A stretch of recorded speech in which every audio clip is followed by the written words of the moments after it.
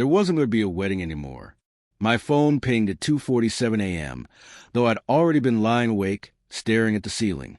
Lydia, my fiancée of 8 years, hadn't come home from her bachelorette party.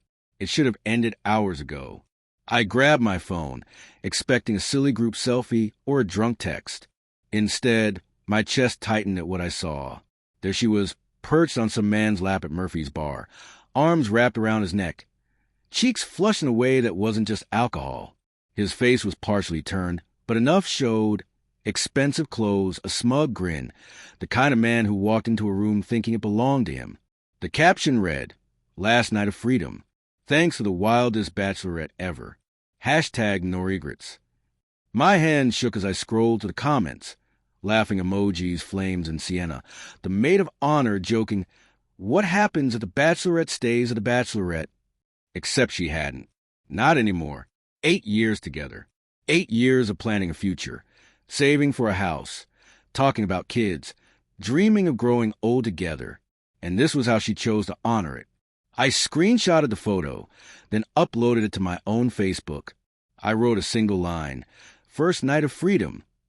I changed my status to single and tagged the people who matter most, including her father, Richard Hartwell, the uptight insurance executive who cared more about appearances than breathing.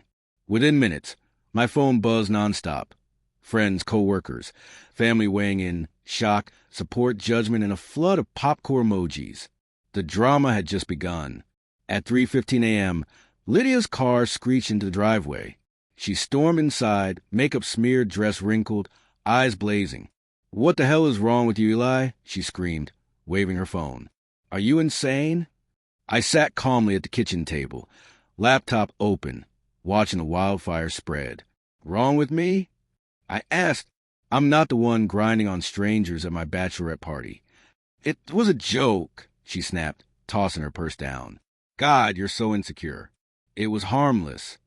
I turned the screen toward her. "Does that look harmless?" Her eyes flickered pale for a moment before defiance returned. "If you don't trust me after 8 years, that's on you, not me." "Who is he?" I asked. "Nobody," she said. "Some random guy at the bar." Sienna dared me. It meant nothing. But I knew better. I'd seen liars before. I'd served with them, worked with them. Her hands trembled, eyes darting. She was hiding something. Then my phone rang. Her father's name flashed on the screen. "Answer it," she hissed. I did. Elliot Griffin. Richard's icy voice snapped through the speaker. "What in God's name is going on?" My phone hasn't stopped ringing. "Ask your daughter." I said flatly, "Daddy, it's nothing. Eli's having some kind of breakdown." "It was just a joke." Lydia rushed in. "A joke shared 300 times. I added, tone even. The local news had already picked it up. Her face went slack. "What?" I refreshed the browser. There it was. Local groom calls off wedding after viral bachelorette party photo. I smiled bitterly. "Congrats, sweetheart. You're famous." She exploded. "You're ruining everything over nothing." "Ruining everything?" I laughed. "I'm not the one who climbed on a stranger's lap 3 days before our wedding." Her father's voice cut in. "Enough, Lydia. Come home. We'll deal with this privately." She left in a storm of tears and rage. I stayed, watching the gossip ripple through every corner of our small town, neighbors, old classmates, even my army buddies weighing in. Beneath the adrenaline, one detail nagged at me. That man in the photo looked familiar. By morning, I intend to find out why. The next day, the consequences spread like wildfire. Neighbors stopped by with casseroles and gossip. Friends texted. My buddy Mike, who ran a local bar, recognized the man immediately.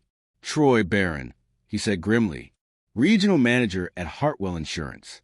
Richard's golden boy and notorious womanizer. The puzzle pieces snapped into place. The late nights, her defensive reactions, her panic. This wasn't a one-time drunken mistake. It was an affair.